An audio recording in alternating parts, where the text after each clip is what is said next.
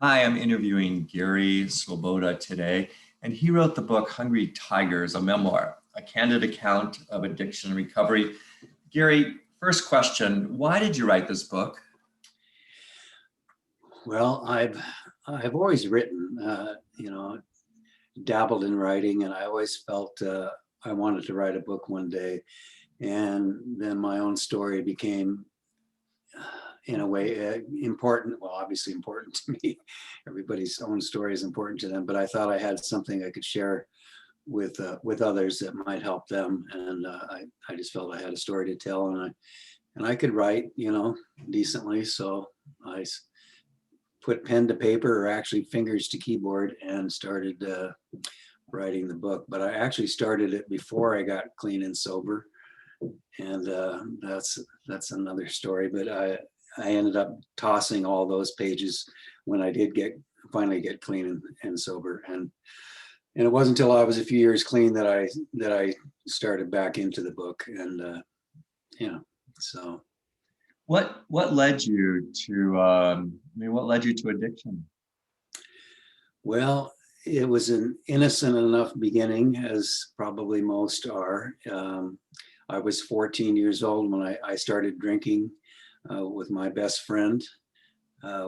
We just curious. We were kind of rebellious, I guess. Well, yeah, we were rebellious. I decided I see it in movies and wanted to know what being drunk felt like. And so that's what we went to the store, and we had to steal the wine. Of course, we each stole a bottle of wine, and got really drunk, got really sick, but I enjoyed that feeling, not the sick part, but the other. And yeah, and so we pursued that a number of times throughout that summer. And then I didn't do it anymore till I was 16. And when I was 16, I started smoking pot, and it was the late 60s, and a lot of acid and mescaline and things floating around. And I started experimenting with that stuff, me and my buddies in high school. And it just became a pattern. I just initially was, I guess it was a form of escape, but it was also, like I said, a form of curiosity. And it eventually led to other drugs that led to my eventual downfall, actually several decades later. So. Hmm. We'll talk more about recovery, but I'm interested more about, you know, getting into drugs, becoming an addict. Did your family have any idea? Well, I come from a very loving family. I don't have a story that a lot of people, and I've, not to jump ahead, but in my recovery, I've gone to prisons and treatment centers, and I've heard some really horrific stories of ugly childhoods, and I don't have that excuse or whatever. Had a loving childhood, raised, went to Catholic school for 12 years, did well in school. I was kind of a paradox, but I just started experimenting, and it just one thing led to another, and I lost my train of thought. What was the question? But was your family aware? Oh, the family, yeah. Yeah. No, I guess there was some alcoholism on my mom's side, Yeah. uncle or great uncle or something like that. But for the most part, my parents never drank. My mom drank wine occasionally for a while, but then didn't drink at all. And my dad never drank. And of course, they didn't do drugs. And so I didn't have that sort of influence. It was just more just environmental from other sources, and just my own innate wanting something more, always feeling like something was missing perhaps, and wanted to have a higher experience, or a more exciting experience. And once I found that alcohol, and I returned back to alcohol at the age of 20, 21. But anyway, in high school, my parents didn't know, and they were shocked. I came to them actually after having a bad experience on some psychedelics in high school. took some mescaline, smoked some hashish, and had a horribly bad trip, and ended up kind of in a like a state of insanity for about 6 hours. And my friends drove me around and catered to me that night, all through the night. And after that, I started having anxiety attacks and panic attacks, and thinking I was having flashbacks, and then got all into my head and thought my brain was gonna get stuck on panic, and eventually went to my parents and told them that I'd done a lot of crazy drugs in the last couple of years, and I needed help. And so that's when they found out and started, took me to different counselors and stuff. Ended up, long story short, ended up in a psych ward at the age of 19, is because I had gone into a deep depression, and had major anxiety and terrorized thoughts at night, and it was horrific. And so ended up in a psych ward and had a series of 7 electric shock treatments back in the early 70s. And yeah, it was quite the nightmare. Is that what so when you talk about, maybe you were trying to escape something, had you felt depressed in your life? And no, that's the funny thing. I hadn't experienced depression before. Just normal anxiety, I guess, or whatever, growing up. But I developed a fear of seeing my friends. I wouldn't see anyone. I became a recluse in my parents' home. It was more a culmination of the drugs, but it was also, I had a girlfriend all through high school. And, we were destined to be married and all that. And then I messed that up senior year. And then I broke her heart, and then she broke mine. And so I know it was a combination of things. The psychiatrist and things blamed my mental state on the drug use from high school, but I know it was a combination of other factors, and the girlfriend, there's immaturity, whatever. So I just ended up in this horribly depressed state, practically catatonic during the day, and then at night, what did I do there? You're good. Can you still see me? Yes, you're fine. I did something, but there it is. Yeah, so I ended up I thought I was going crazy. I became suicidal. I started to swallow pills at the age of 19 to kill myself, but I stopped because I had this sudden thought, what will this do to my parents? And so that was what stopped me from swallowing the rest of these pills. And so I feel like that was a good reason to not go through with it. As good, that was out of compassion for my parents that I didn't follow through with that. Was it pretty easy to get drugs? I mean, to buy alcohol and all that? Well, actually, like I said, the drinking was at the age of 14, and we go into Fred Meyer or Safeway, and we wear our jackets and steal a quart of wine each. And but after I was 14, I didn't really drink, once or twice in high school, but I didn't like the taste of it, and so I switched to these other drugs, and yeah, pot was easy to get, but pot is nothing like it is today. Back then, very much milder, but although I have no idea what it's like today. I haven't smoked pot in 30 years or something, but from what I hear, but the other drugs were not easy to get. The acid and the mescaline and the psilocybin and the MDA and all this stuff, you just find sources. We'd walk around downtown and ask people if they had any and stuff like that.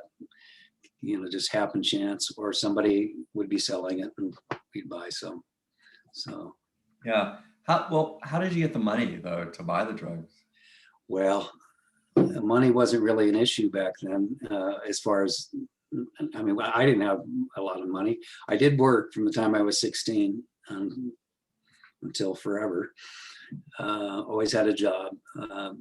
I worked at McDonald's when I was 16. So I had spending money, and, I hit an acid or hit a mescaline. It was $2. And let's see, an ounce of pot, you could get an ounce of pot for $10. That was back then. So Yeah. it wasn't a lot of money. Yeah.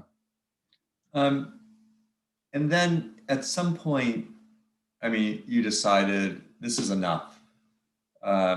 Your prologue starts with the death of your son, is it? Stepson? No, my son died later, but my best drug running buddy that I've known since we were like 8 years old, he died of a heroin overdose the day before I went into treatment. And it was from heroin that I had bought for the two of us. And I had already been scheduled to go into treatment, and I in fact didn't learn that he died after I delivered the dope until it was my 8th day in treatment and at Portland Adventist. And my parents, or my mom and my couple of friends, my wife and nurses, got me in a room and told me that he had passed away from an overdose. And I broke down and cried. But I had already determined, and I was in such a state of fog, even after 8 days in treatment, that it wasn't until about 24 hours later that I suddenly realized with horror that I was the one that had bought the dope that killed him. But yeah, I was at my wit's end. I was never ever going to do heroin. That was always the big no to me. And nowadays it's really sad the kids get into it at a much younger age. But I was never going to do that. I was addicted to pain pills and alcohol. I drank every day straight for 30 years. Once I found alcohol that I could stomach, which was rum and beer, I found I could acquire a taste for those. But I always had cocaine for many years, did that. But it was the pain pills, the opiates, that really did it for me. And I always drank with them when I could. And at the very end of my addiction, one night we didn't have any, I didn't have any pain pills. My buddy couldn't get any. And it was Christmas Eve, actually, on a Christmas Eve. And I always wanted something more than just alcohol. It was never enough. And he had some heroin. He wasn't an addict, but to heroin, he was definitely an addict. But he dabbled in it. And one day he asked me a number of times, "You want to try something?" I said, "No, get that stuff away from me. I don't want to do that." And one night, that Christmas Eve, I finally said, "Give me some of that stuff." And so he did. And from there, I went off like crazy, and every day I used the heroin until I begged, or actually until my wife discovered I was doing heroin, and that prodded me into treatment. And that's how I got into treatment. Yeah. Your relationships, I mean, all of this obviously took a toll on relationships. Can you talk a bit about that, please? Yeah, my wife put up with a lot. We, as addicts, we're so immersed in our addiction, or we've become so immersed in our addiction that they call it it's a self-centered disease, but we're kind of powerless over it because it's taken a hold of us. And so we become the most important thing. Our drugs become the most important thing in our lives, whether it be alcohol or other drugs. And we put those ahead of everyone else, including relationships, including, spouses or whatever. And so the people I hurt the most were the people closest to me. I was never an abusive person, but I neglected my wife a lot when I was out pursuing my drugs of choice, or going to the bar and staying there. And gambling was another addiction of mine. But we've been married 37 years. And yeah, and my wife drank with me in the beginning and all that. She drank and she was never out of control, but she stopped drinking on her own about, I think it was 6 years before I did. And but yeah, it took its toll for sure. And it took a long time after I got sober to to earn her trust back. And of course, I crushed my dad died 33 years ago, but my mom was, always there for both our parents were there for any of us. But it hurt her and others. My nephews and nieces adored me and still do. They had no idea, they were younger, what was going on with me, but because I hid it pretty well from a lot of people. Yeah. So your son also passed away. What happened? Actually, two of them did. They're my stepsons. And just to give a little background, when I met my wife to be, I fell in love pretty quickly. We both did. And I was 28 and she was 6 years older. She was 34. And we met in a bar, of course. And I discovered she had 3 kids and that she couldn't have any more kids. Her tubes had been tied, and because she had problems with the births, they were all C-sections. Anyway, she couldn't have any more children. I always wanted kids more than anything. I wanted a kid of my own, but I had to make that choice. And like I said, I'd fallen in love with her, and so I made that commitment. And so those 3 kids, their dad, they were getting divorced when I met her. That was almost finalized. Anyway, they got divorced, and the father moved down to Los Angeles almost immediately. And so the kids up here in Portland, and my wife and I ended up, we got married, and those kids became like my own kids. I treated them as I would my own. They didn't hardly see their dad at all growing up. They saw him later in life in their 20s, but for the most part, I was their dad. And it was hard at first, but they ended up loving me, and I loved them. And the youngest was 7 when I met their mother, and the oldest was 15. She had him when she was really young, a teenager. And he was already steeped in his addiction when I met him at 15. He was drinking and doing drugs, and so was I. But I was what they call a functional addict, and I always was until the end. When I got on the heroin, I was completely out of control. But I held a job throughout my addiction. Anyway, so I tried to help him, and tried to be a good parent to him and the others, and I know I was a good parent for the most part. And he ended up, we had to kick him out when he was like 18. He was just too much. We'd get calls from the police in the middle of the night. Always alcohol involved, and a lot of different stories. But he ended up moving down to California where his dad was, and then his dad would kick him out, and he'd come back up here. We'd let him stay a while. Police would get it. It just became a nightmare. And he went back to LA and ended up in getting charged with burglary, and because of prior warrants and things, they put him in prison for 2 years, and he spent the last 2 years of his life in prison. And his first day out of prison, he went to a park in Los Angeles, Reseda Park, where he knew a bunch of people. He had basically been living on the streets the last couple of years of his life, and he went back to this park, and they all got drunk that day, and he ended up getting stabbed to death in that park that night. And we went down there, and I got that phone call from his dad. His biological father called, and my wife wasn't home, and when she was going to be home in about an hour after she got off work. So I just waited, and I had to greet her with that news, and that was the hardest thing I ever had to do, and it was the most horrible thing I've ever witnessed, as a mother losing her child. I thought she was going to die in my arms. She just screamed like a wounded animal. It was horrible. And so that was Michael, and Michael was 30 when he died, and that was 6 years before I got sober. And so I had a really good excuse for a few weeks to get loaded. Not that I ever needed one, but that gave me a good one.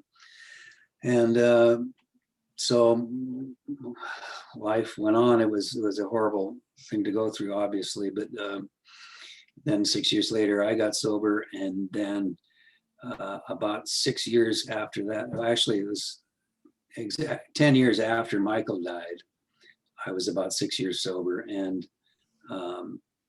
our youngest, Casey, who was my little buddy, all grown up, man, we were like this, you know, you couldn't separate us. Once he got over me being in the way of his relationship with his mom, you know, being the third wheel or whatever, we became extremely close. In fact, he'd go to family gatherings and he'd sit on my lap instead of his mom's. And he was just I taught him to play basketball. He became a really good basketball player. And anyway, long story short, he in his 20s, he moved out when he was 19 on his own, and always had a job. And we knew he was smoking pot. We had no idea where his addiction had taken him until it came to us about when he was 30. And my wife called me at work and said, Casey's here, he's crying, he's addicted to heroin and he wants help. So I raced home from work driving like a madman, and I got in there and he was lying on the bed crying. And he said, can you help me? And like I said, at that time I was about 6 years clean, and I had, you know, recovered from heroin and other addictions. And I looked at him and I said, you know, Casey, you can be helped if you're 100% honest and you're 100% willing, you can be helped. And if you're not, there's not a soul on this planet that can help you. And I believe he was 100% willing, 100% honest in the beginning, but then he relapsed. He asked if he could live with us again. And I said, absolutely. But, you know, you have to stay clean while you're here, and you have to go to meetings with me and 12-step meetings. And so he did, and he tried and he tried, and he really, really tried. And so I don't judge people that relapse. It's a part of the disease. Some people say it's a part of recovery, but no, relapse is not a part of recovery. It's a part of the disease. But it does happen a lot. And so, 2 years later, I found him. And he had been living in the bedroom in our downstairs, and he hadn't come upstairs, and it was afternoon, and I finally dreaded going down there. I just had a bad feeling, and opened his door, and there he was. He was gone. Had been gone for hours. He was cold. He died on his knees at the foot of his bed with his head on the bed and his hand down by the spoon of heroin that killed him. So, you know, it's been a long time. It's been 15 years, but it still hurts. And we still think about both boys every day. And that's where addiction can lead. So, yeah, they were both great kids. Just took the wrong turn. Yeah. So, yeah, really very difficult. Very difficult. Yeah, so I had to tell my wife the second time. I ran upstairs. Yeah. And I just never forget her reaction both times. That was the hardest part of it all. And so he was 32 when he died. And I tell that when I go into treatment centers and prisons, and I tell their stories. And how have you and your wife been able to stay together? You know, really difficult stuff. What is it about the two of you, your relationship, that has enabled you two to kind of stay together here? Well, I don't know. We're committed to each other, and we've had difficult times, obviously, both through my addiction and through our boys and deaths. And but I guess some of it is we're old school. You know, we made a commitment, and we took vows, and you know, we love each other, and I certainly wasn't, you know, especially after the second boy died, there's no way I would ever, you know, leave her or anything like that. And we get along better today than we ever have. But that wasn't, like I said, it hasn't been easy, and we went through difficult times, and especially when I first got clean, she didn't trust me any farther than she could throw me, and so that was an issue. But after a while, she saw that I was serious about my recovery and serious, about staying clean. So, and I never know where I'm supposed to look. I look at you. I look at Fine. these. But anyway, Gary, behind you, I see some photos. yeah, that's. Do you have photos of your sons? Can you show us? Yeah, this is. Well, That's good. yeah, that's Casey. That was Casey. The youngest, and I don't have one nearby of Michael. Okay. But yeah, and just different family photos and our wedding photo and all that. Yeah, but Gary, how were you able to hold down a job during your addiction? well, through the it's funny. I was not a I hear a lot of stories of alcoholics that drank a fifth or even 2/5 a day, and that wasn't me. I drank every day, but it was actually I drank every night. I was not a morning drinker. I didn't, occasionally at lunch I'd go out and have a couple of drinks or whatever, but I drank at night. And as far as the other addictions go, the cocaine was usually just a weekend thing, but for years, for like 15 years, I spent 34 years in the steel industry, and the first half of those years I spent working in a warehouse, and lots of drugs back then. But so that job was kind of easier and they didn't do drug testing back then, 70s and 80s. And so I was able to slide by doing my little thing. But I worked swing shifts sometimes, and we'd just get drunk after work. But the pain pills didn't really, and I don't want to encourage this, but they didn't really affect, they certainly didn't affect my coordination or whatever, my mental capacity like other drugs do, and alcohol. So I could take those at work and nobody would know. Nobody had a clue. So I did that for years. And like I said, those were my drug of choice, that and the alcohol. But when the heroin hit, and it was just the last several months of my addiction that I turned to the heroin, that became, it became very difficult to hide. Because that heroin I would be nodding off half the time, and I was doing heroin all day, all night. If I woke up during the night, I'd do more.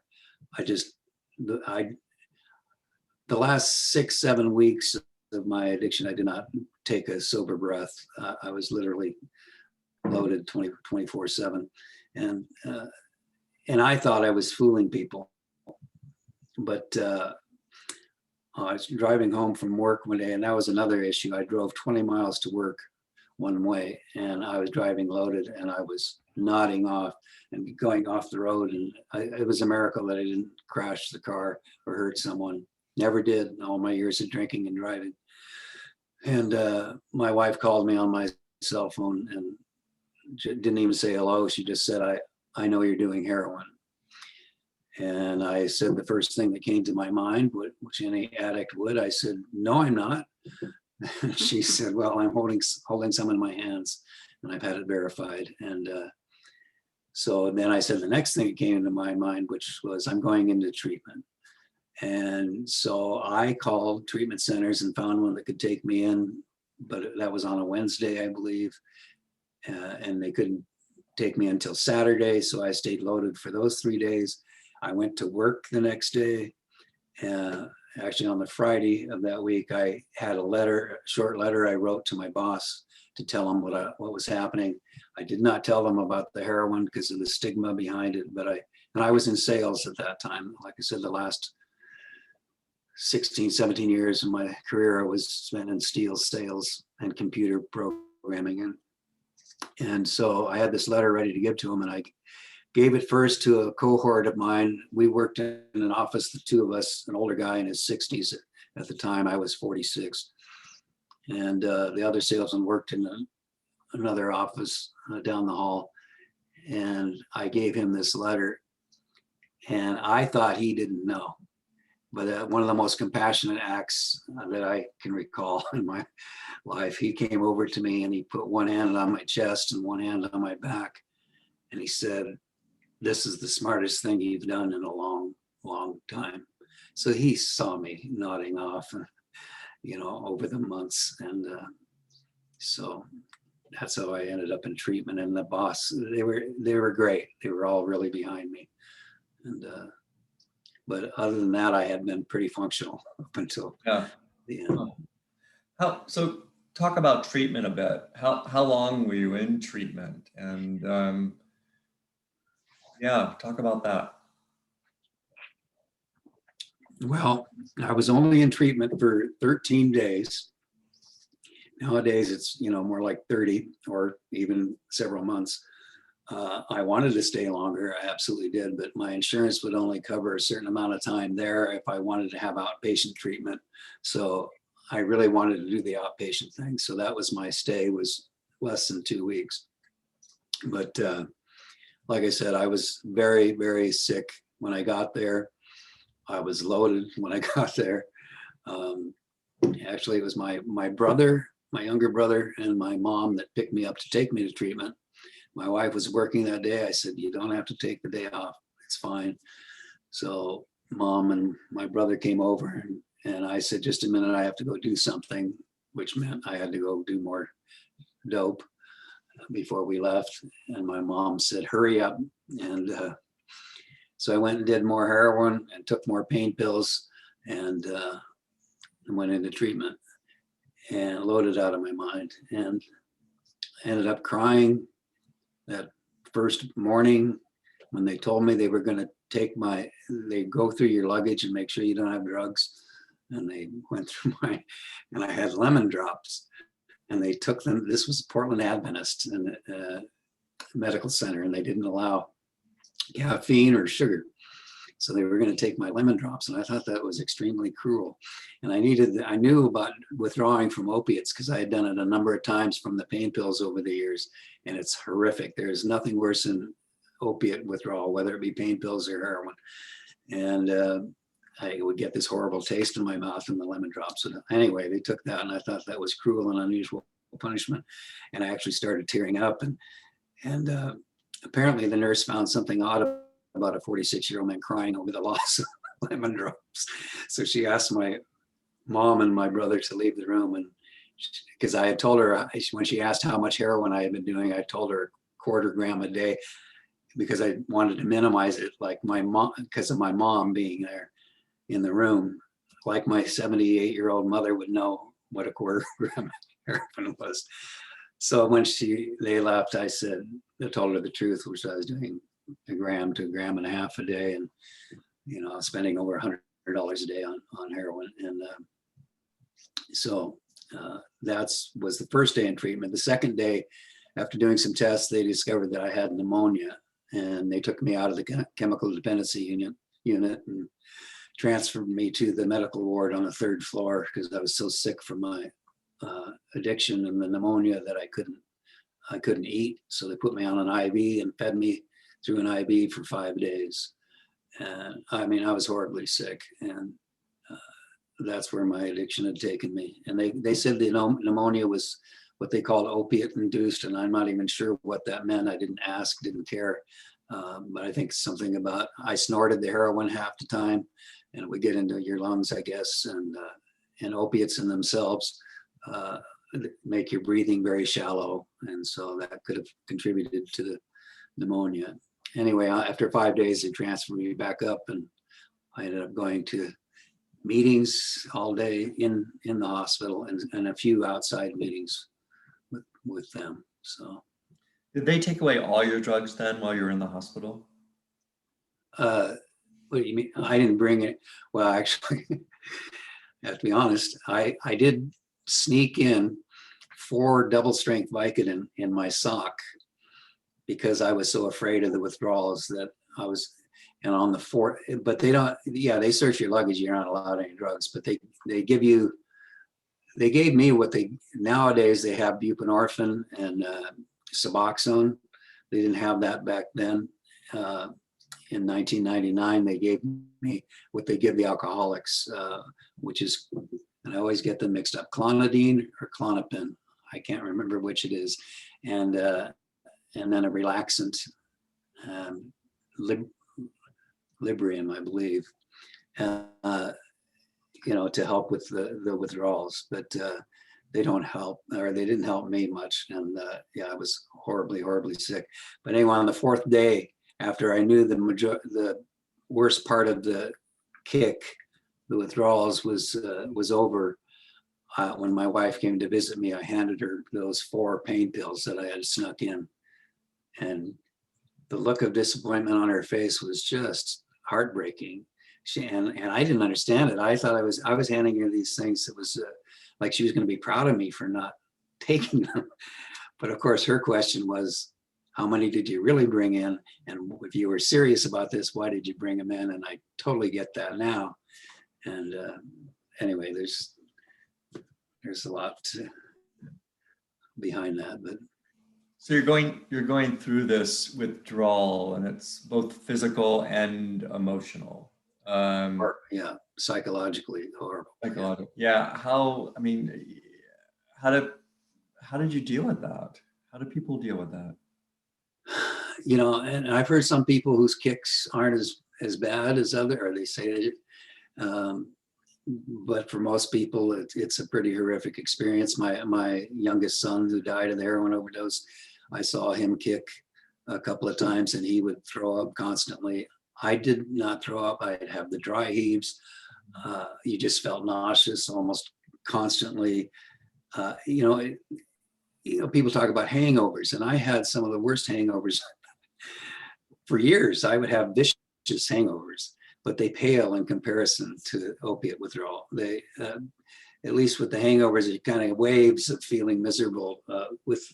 With the opiate kick, you don't even have a 1 second of relief. It's just constant. And behind all that is the knowledge that it's going to be at least 4 full days of this and nights before you start to feel better at all. And so that psychological thought that you're going to be suffering continuously. And I had tried to kick the heroin once on my own about halfway through that phase. And I wrote about it in my book. I made it 42, 43 hours with heroin sitting in my car 20 feet away at any time I felt I couldn't do it anymore because I was that afraid. And 43 hours was the limit of my endurance on my own. And I ended up rushing to the car, doing the $10 worth that I had saved, and then calling my Mexican dealer immediately and went to meet him to get more. So I couldn't do it on my own, but the fact that I was in a hospital helped. The fact that I was on an IV and they were feeding me, I won't get into details, but I was very sick, and yeah, it wasn't easy. It was just, at that point, it was sheer willpower and the incentive of doing it for my family as much or more than for me. They say you have to do it for yourself, which is true. But I always say, man, it doesn't hurt to have incentives, whether it be your kids or your wife or parents or whatever. So it all helps. And it's just, there's no other option. You either suffer through it and nowadays with the Suboxone, and my own kid that died told me that made his withdrawal almost easy. In some ways, I wonder if that's always a good thing. I know Suboxone has saved a lot of people's lives, but yeah, it minimizes the withdrawals tremendously. Although then you have to withdraw from the Suboxone at some point, and I guess that's not a lot of fun either. But so you got out after 13 days. Then how did you maintain? How did you resist? What did you do? Well, I was broken enough when I went in to basically throw my hands up and say, please help me. And I was broken enough that I was willing enough to do whatever they suggested. And their suggestion was to go to AA and Narcotics Anonymous and Alcoholics Anonymous. And I had never heard of NA in my life. Of course, everyone's heard of AA, but I really didn't know what they did. But I was determined to do this thing. And so they said to go to meetings. They said to get a sponsor. They said to read the literature. So I bought an AA book. I bought an NA book. I read them both. I got a sponsor, quote sponsor, someone to guide you, help you in your early recovery, especially work you through the 12 steps. So I did that. I got a sponsor at work from a guy I knew at work that had, I think it was 15 years sober at the time. And I was actually his boss.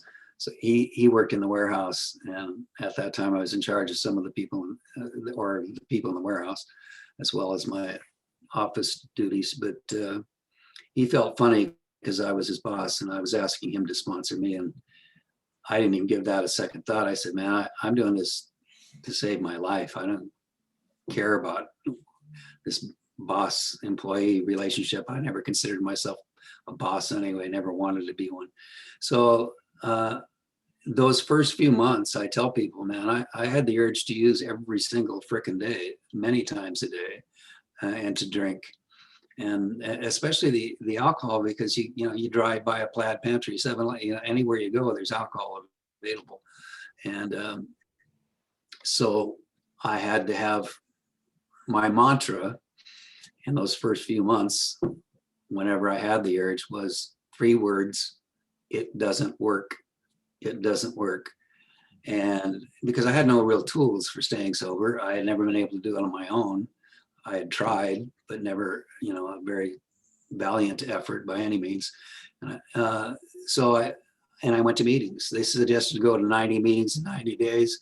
And I went to probably 120 meetings in those first 90 days. And so that hour and a half or so a day, would distract me from my using thoughts. And then I started hearing things from other people, and I read the books, but to me, the people in the meetings are what brought recovery to life and gave it, real life. And I just was tremendously inspired by a lot of people I heard talk in meetings. And, there's a lot of hardcore 12-step big book. The AA book is called the Big Book, and bumpers, they call them. And that's never been me. I take a little bit from everything, and I work the 12 steps to the best of my ability because they told me that's what I needed to do. And I knew one thing. I knew that alcohol and drugs killed people very close to me. They killed people every day. And that going to meetings, working the steps, doing all that stuff never killed anyone. So I had nothing to lose. And so I did, what was suggested to the best of my ability. And I'm still sober 21, almost 22 years later. So,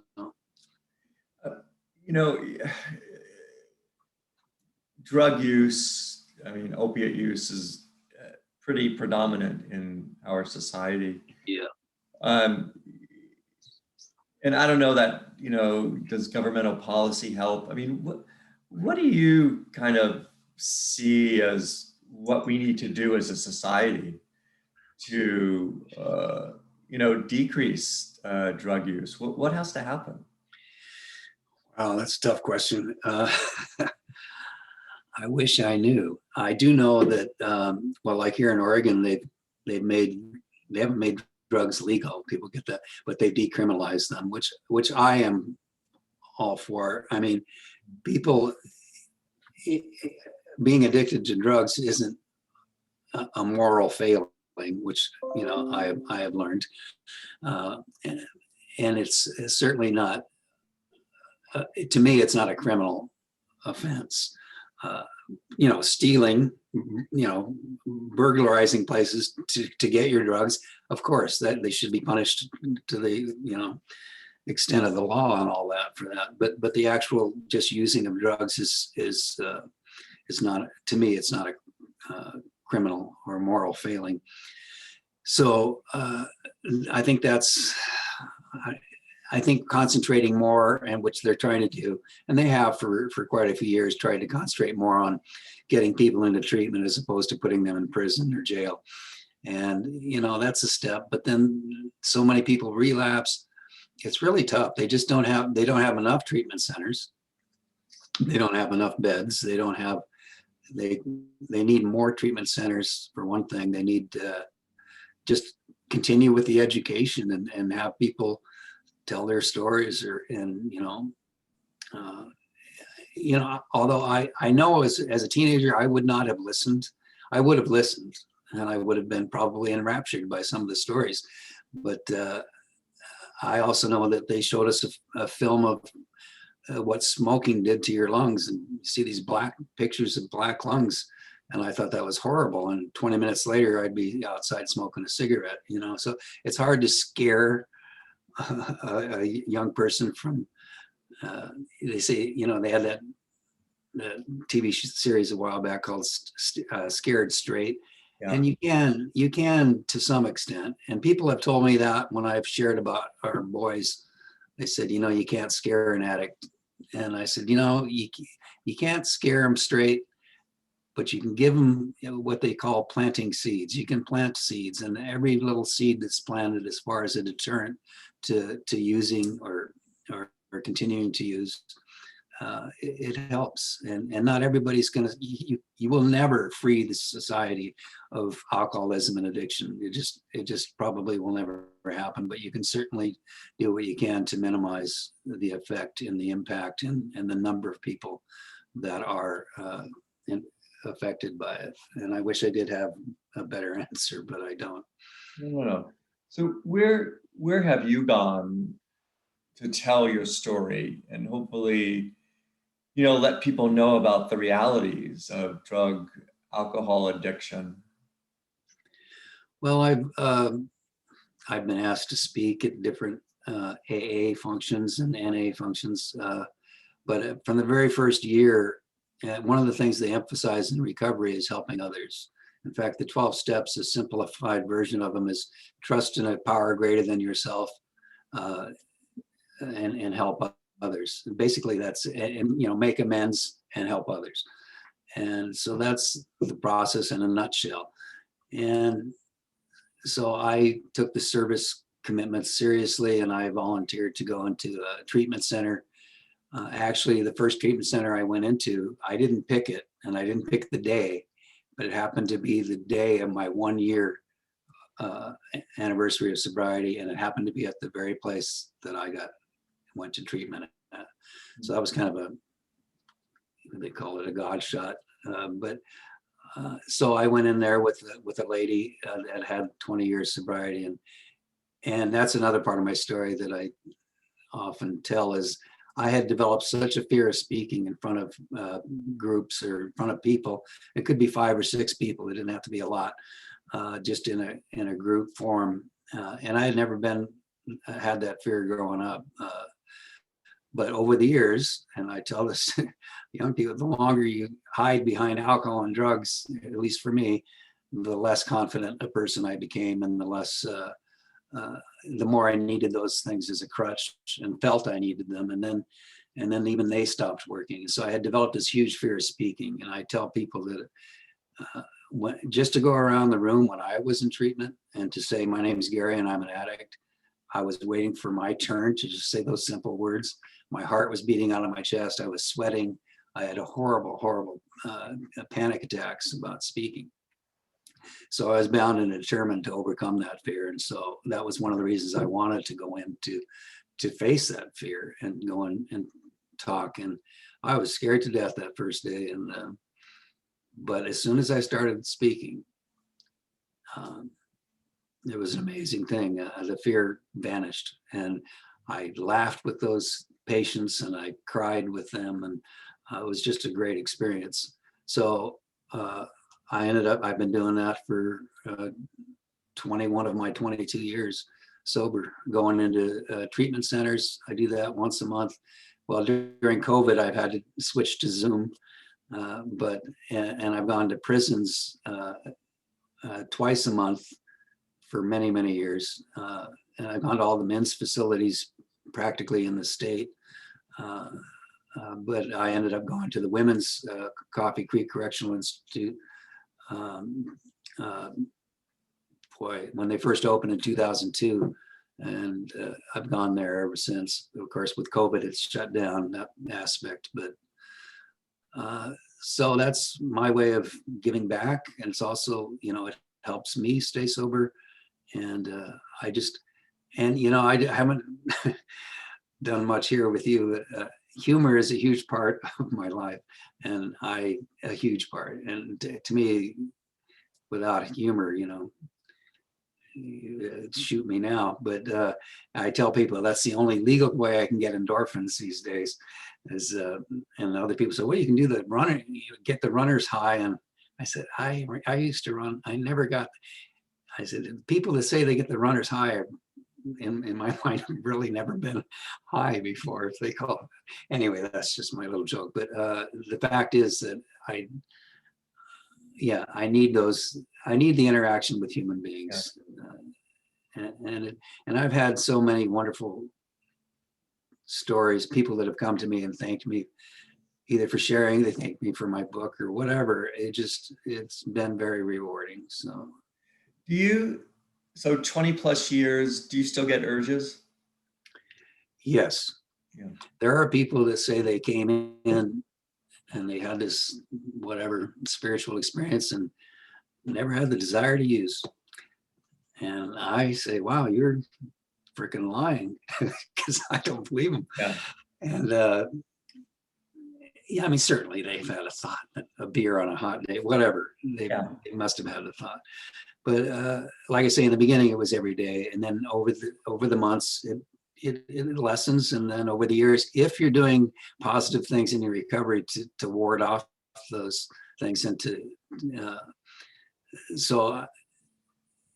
over the years, it became less and less frequent and less intense. But there are times that we go through struggles. And, the funny thing is, I told the story about my boys. It's not funny, but I often forget, as I did today, to say that, well, with the older boy, I was still drinking and using and continued to. But with Casey, when he died, I tell about that tragedy. And I often forget to mention that if there is a good thing out that came out of that, is that not only did I not pick up and drink or use, I did not have the desire to pick up or use, because of the foundation I had built in recovery. So when something extremely devastating like that hit me, that was the furthest thing from my mind. And it would have been an insult to Casey. And that's certainly not what he would have wanted. So, but I have experienced depression off and on throughout the years. And at times the thought of having a drink or, a drug does come to me. But I have enough experience and foundation that I go to a meeting or I call someone, or, I just tell myself, it doesn't work. And the feeling always passes. All feelings pass. And so I let that feeling pass. So, I mean, obviously we all have regrets in life. You've gone through a really tough time, but what life lessons have you taken away? I mean, for yourself from, just your life experience and a lot of suffering in this lifetime? Well, boy, I've learned a lot. We all learn. Hopefully, we all learn as we get older.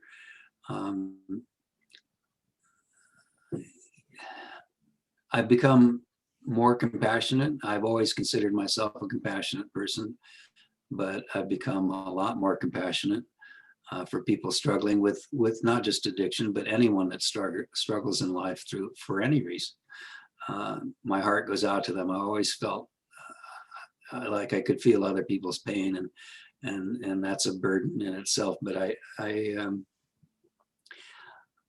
I've learned that I tell people, where there's breath, there's hope. That you can do this thing called life. That suffering is a part of life, and I delved a lot. Like I said, I was raised Catholic, and it's no longer my gig today. And I don't care what anyone believes. They can, whatever they believe is fine with me. I couldn't care less, as long as they're not hurting themselves or others. That's great. Whatever works for people. I started reading a lot of Eastern thought, and that kind of resonated with me. And so I started getting into that, and I learned a lot from that.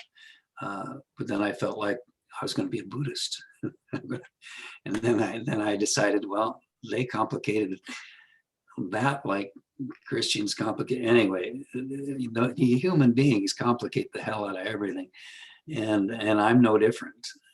That's part of they call it the paralysis of analysis, and most addicts, we tend to overthink. And I've been told all my life I think too much, and I've given that a lot of thought. That's my little joke. But I've learned that suffering is a part of life, and that it's how we view the suffering. That's everybody has things to face in life. It's not, and this is age old, whatever. It's not what happens to us, is how we react. And it's not what happens to us, is how we look at it, how we view things. It's our perspective. And I've discovered that a slight shift in my perspective can drastically change, from a totally depressed thought or funk into into relief. It doesn't magically make a depressed thought or whatever go away, but it does minimize it. And suffering is a part of life, and it's part of. They always told me this in my early recovery, that you're going to learn a lot through this, and you're going to grow. And I'd say, well, I'm happy with my growth. I just would prefer not to suffer anymore. But thank you. But I think it's someone else's turn, I would say. My wife, she jokes now when I complain about anything, if I whine or anything, she'll say, no one's ever suffered as much as you have.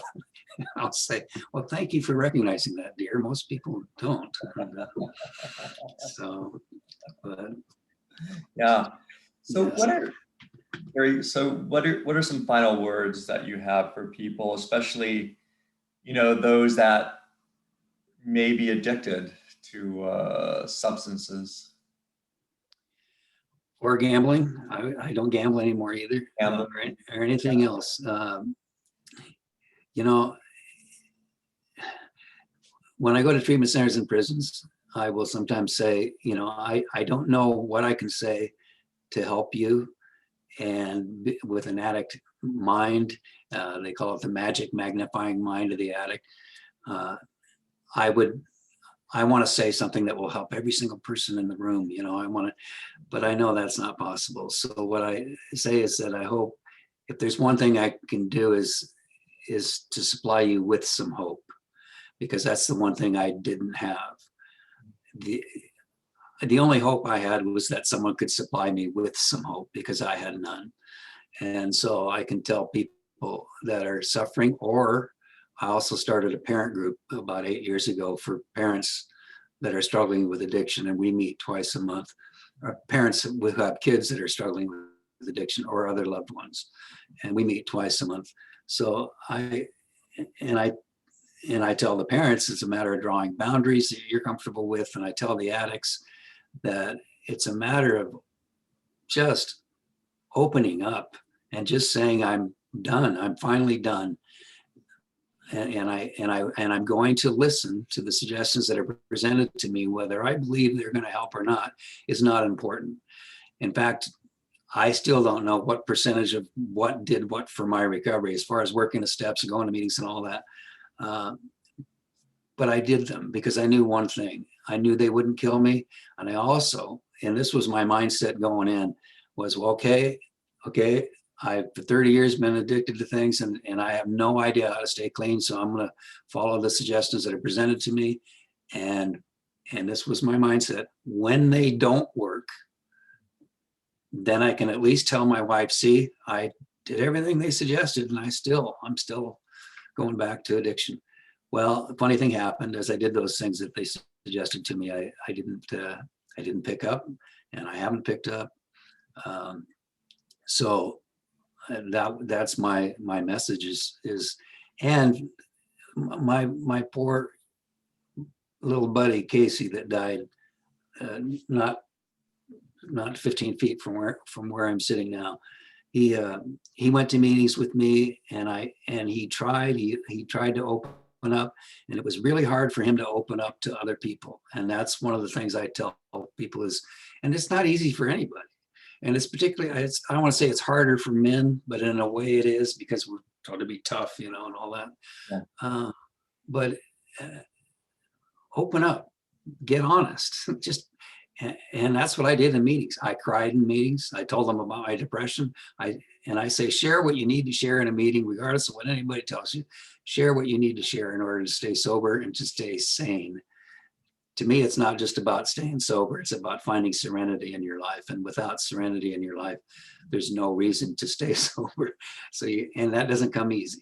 It doesn't come easy. You have to work for it. So. Oh, Gary, thanks so much. Again, the book is Hungry Tigers, a memoir, a candid account of addiction and recovery by Gary Swoboda.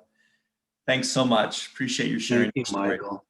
I really appreciate you taking the time for this. So thank you.